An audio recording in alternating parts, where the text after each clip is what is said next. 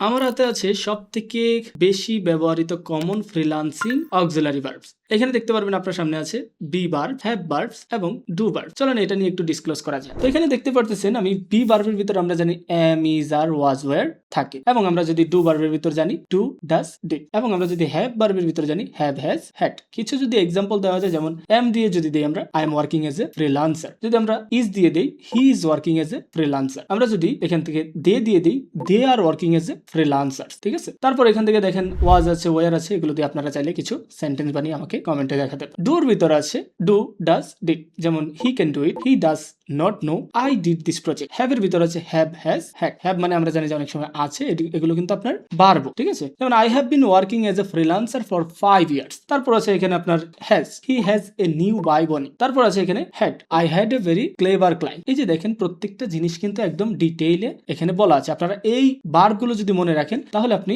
এই ভার্বগুলো দিয়ে কি করতে পারবেন, একটা সেন্টেন্স বানাতে পারবেন। যত বেশি সেন্টেন্সের চর্চা হবে তত বেশি আপনার ফ্রিল্যান্সিং ইংলিশ আরো বেশি ইমপ্রুভ হবে। ফ্রিল্যান্সিং ইংলিশ রিলেটেড কোনো কোশ্চেন থাকলে আমাকে আজকে কোশ্চেনে গিয়ে জিজ্ঞেস করুন, যে কোনো কিছুর কোশ্চেন আমি আপনাকে জানিয়ে দেবো ইনশাল্লাহ। আজকে কোশ্চেনের লিঙ্ক আমার ডিসক্রিপশন বক্সে এবং কমেন্ট বক্সে দেওয়া আছে ইনশাল্লাহ।